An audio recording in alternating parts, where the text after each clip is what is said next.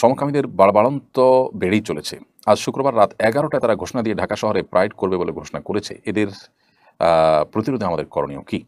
আমিনুল হক, খুবই দুঃখজনক একটি অধ্যায়। আমি জানি না যে আমাদের দেশে সংবিধানে যেখানে সমকামিতা এটি অবৈধ, সেটাকে চালাকি করে, ছলছাতুরি করে, আপনার জেন্ডার ডাইভার্সিটি নাম দিয়ে, আপনার লিঙ্গ বৈচিত্র্য নাম দিয়ে, সেখানে বিভিন্ন বৈচিত্র্যের বিভিন্ন আপনার মতের, বিভিন্ন রুচির আপনার লিঙ্গের মানুষ একত্র করার বিষয় বলতে কি বোঝানো হয়, এটা বোঝার জন্য কারোর পণ্ডিত হওয়ার প্রয়োজন নেই।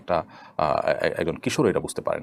এবং তাদের যে প্রচারণা, সেখানে যে আপনার পায়ুসঙ্গমকারীদের, এই নোংরা শব্দ বলতে হচ্ছে, আমি দুঃখিত, এই পায়ুসঙ্গমকারীদের যে আপনার সিম্বল, সেটি তাদের পতাকা রয়েছে, তাদের কালার রয়েছে, এটি মানে বোঝে না এমন কোনো মানুষ পৃথিবীতে আমার মনে হয় না যে এই যুগে অন্তত থাকতে পারে। তো এরকম একটি সংবিধান এবং রাষ্ট্রের আইন বিরোধী এবং এদেশের সকল ধর্মের মানুষের চিন্তাধারা পরিপন্থী একটি কাজ প্রকাশ্যে ঘোষণা দিয়ে আজ অনেকদিন ধরে তারা করবে বলে আসছে, এবং আজকে ১১টা করার কথা রয়েছে। তো এটি আমাদের জন্য খুব দুঃখজনক একটি অধ্যায়, খুবই বেদনাদায়ক একটি অধ্যায়। এদেরকে আইনের আওতায় আনা উচিত এবং বাংলাদেশের প্রচলিত আইনের প্রতি শ্রদ্ধা রেখে তাদেরকে উপযুক্ত শাস্তির মুখোমুখি করা দরকার। এদেরকে যারা নানাভাবে আপনার প্ররোচনা দিয়ে থাকে, নানাভাবে এদেরকে যারা আপনার ফান্ডিং করে থাকে, তাদের মুখোশগুলো মানুষের সামনে তুলে ধরা দরকার। যে সমস্ত এনজিও, যে সমস্ত বিদেশি আপনার দূতাবাস, যারা আমাদের দেশটাকে ধ্বংস করবার জন্য নীল নকশা করছে, দেশের সংস্কৃতির বিরুদ্ধে যারা যুদ্ধে নেমে পড়েছে এবং যারা তাদেরকে সাপোর্ট করতেছে অধিকারের নাম দিয়ে।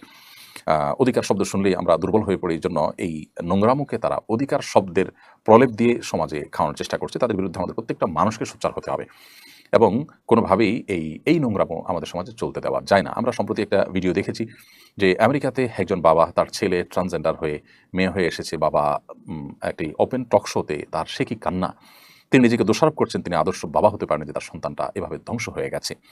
তো আমাদের দেশে এরকম পরিস্থিতি যদি আমরা দেখতে না চাই, তাহলে সেক্ষেত্রে আমাদের উচিত হবে এখনই এই সমস্ত অন্যায়, এই সমস্ত অনাচার বিরুদ্ধে গণ প্রতিরোধ গড়ে তোলা। আল্লাহ তাআলা আমাদেরকে তৌফিক দান করুন।